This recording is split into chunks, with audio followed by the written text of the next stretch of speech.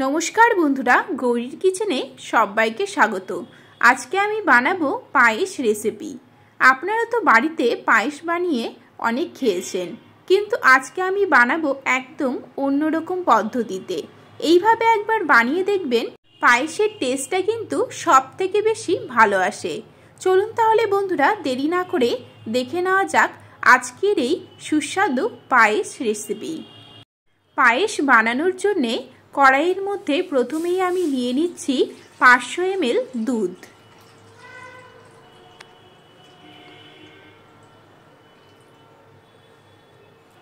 এই সময় আমরা গ্যাসের ফ্লেমটা মিডিয়ামে রাখব। দুধটাকে নেড়েচেড়ে নিয়ে 10 থেকে 15 মিনিটের জন্য ফুটিয়ে নেব।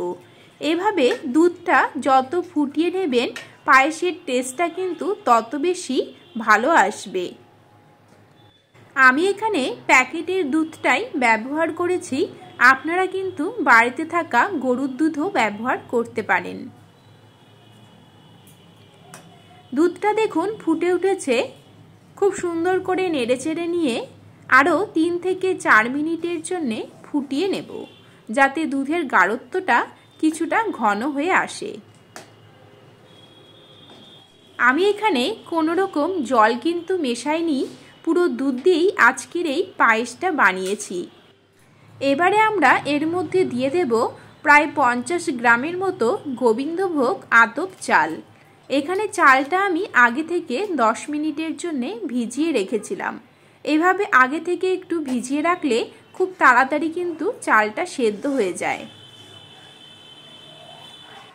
এবারে আমি গ্যাসের ফ্লেমটা একদম লোতে রেখেই সমস্ত রেসিপিটি কমপ্লিট করব। এই সময়ে দুধটাকে 4 থেকে 5 মিনিটের জন্য কন্টিনিউয়াসলি কিন্তু অবশ্যই নেড়ে যেতে হবে। এইভাবে না নাড়লে চালগুলো কিন্তু একসাথে জমাট বেঁধে যেতে পারে, তাই এইভাবে 4 থেকে 5 মিনিটের জন্য অবশ্যই কিন্তু নেড়ে যেতে থাকতে হবে। এবারে আমরা এর মধ্যে দিয়ে দিলাম একটা তেজপাতা, তার সাথে 2টো এলাচ। তেজপাতা এবং এলাচটা দিলে দুধের মধ্যে একটা ফ্লেভার আসে, তার জন্যে পায়েসের টেস্টটা কিন্তু আরও বেশি পরিমাণে বেড়ে যায়। এবারে আমি 5 মিনিটের জন্য ঢেকে রেখে ফুটিয়ে নেব। এভাবে একটু ঢেকে রেখে ফুটিয়ে নিলে চালটা কিন্তু খুব তাড়াতাড়ি সেদ্ধ হয়ে আসে। 5 মিনিট পরে ফিরে এলাম। চালটা দেখুন ফুটতে শুরু করে দিয়েছে। এই সময় কিন্তু আমরা আরও একবার এইভাবে করে নেড়েচেড়ে দেব, না হলে কিন্তু চালটা দানা বেঁধে যেতে পারে। এখানে চালটা দেখুন প্রায় 50%-এর মতো কিন্তু সেদ্ধ হয়ে এসেছে। দেখুন ঠিক এই রকম হয়েছে। এখানে আমি আপনাদের একবার হাত দিয়ে দেখিয়ে দিচ্ছি। দেখুন চালটা উপর থেকে সেদ্ধ হয়ে আসলেও ভিতর থেকে কিন্তু এখনো শক্ত আছে, তাই আমরা ঢেকে রেখে আরও 5 মিনিটের জন্য ফুটিয়ে নেব। গ্যাসের ফ্লেমটা একদম লোতে রেখে 10 মিনিটের মধ্যেই আতপ চালটা কিন্তু পুরোপুরিভাবে সেদ্ধ হয়ে যায়। দেখুন দুধটা অনেকটা গাঢ় হয়ে এসেছে।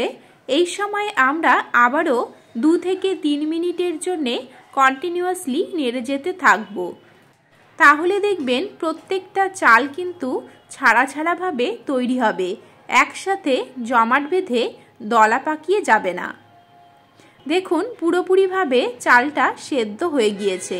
আমি আবারও একবার আপনাদের হাত দিয়ে দেখিয়ে দিচ্ছি। দেখুন একদম পুরোপুরি গলে যাচ্ছে। ঠিক এই সময়ে আমরা দিয়ে দেব কাজু কিশমিশ। কাজু কিশমিশটা আপনাদের পছন্দ অনুযায়ী কম বেশি কিন্তু করতে পারেন। আমি এই কাজু কিশমিশগুলো আগে থেকে 10 মিনিটের জন্য ভিজিয়ে রেখেছিলাম। আর এখানে দিয়ে দিলাম 100 গ্রাম পাটালি গুড়। আমি যেরকম চালটা পুরোপুরি সেদ্ধ হবার পরেই এই গুড়টা দিলাম, আপনারা কিন্তু অবশ্যই এই রকম সবার শেষে দেবেন, না হলে কিন্তু পায়েসের চালটা সেদ্ধ হতে অনেক সময় লাগে। আর এখানে দেখুন পাটালি গুড়টা কিন্তু আমি একদমই গুঁড়ো করে নিইনি, গোটাই দিয়ে দিয়েছি, কারণ গরমের মধ্যে গুড়টা এলে কিন্তু 4 থেকে 5 মিনিটের মধ্যেই একদম গলে যাবে। এবারে আমি 5 মিনিটের জন্য আবারও ঢেকে রাখছি। 5 মিনিট পরে ফিরে এলাম। এবারে দেখুন পায়েসের কালারটা কিন্তু অনেকটাই চেঞ্জ হয়ে এসেছে, আর গুড়টাও পুরোপুরি দেখুন গলে গিয়েছে এবং দুধ ও পায়েসের চালের গাঢ়ত্বটা কিন্তু ঘন হয়ে এসেছে। এর থেকে বেশি আমরা কিন্তু আর ফোটাবো না, কারণ ঠান্ডা হয়ে এলে পায়েসটা কিছুটা গাঢ় হয়ে আসবে। ঠিক এই রকম গাঢ়ত্ব যখন আসবে পায়েসের, তখনই কিন্তু আমরা নামিয়ে নেব। গ্যাসের ফ্লেমটা একদম লোতে রেখে আস্তে আস্তে করে রান্না করে নিলেই কিন্তু এই রকম গাঢ়ত্ব চলে আসবে। হাই ফ্লেমে করতে গেলে দুধটা কিন্তু তাড়াতাড়ি শুকিয়ে যাবে, তখন কিন্তু ঠিকঠাকভাবে পায়েস তৈরি হবে না। তাহলে বন্ধুরা, আজকের এই পায়েস রেসিপি আপনাদের কেমন লেগেছে আমাকে অবশ্যই কমেন্ট করে জানাবেন। ভালো লাগলে আমার চ্যানেলটিকে সাবস্ক্রাইব করে নেবেন, লাইক ও শেয়ার করবেন। এরকমই আরও অনেক রেসিপি আমার চ্যানেলে রয়েছে, যেগুলো লিঙ্ক ডেসক্রিপশন বক্সে দেওয়া আছে, অথবা আপনারা আমার চ্যানেল ভিজিট করলেও দেখতে পারবেন। তাহলে বন্ধুরা, আজকের মতো এখানেই শেষ করছি। দেখা হবে নেক্সট রেসিপি নিয়ে। ভালো থাকবেন, ভালো রাখবেন, ভালো ভালো খাবেন। নমস্কার।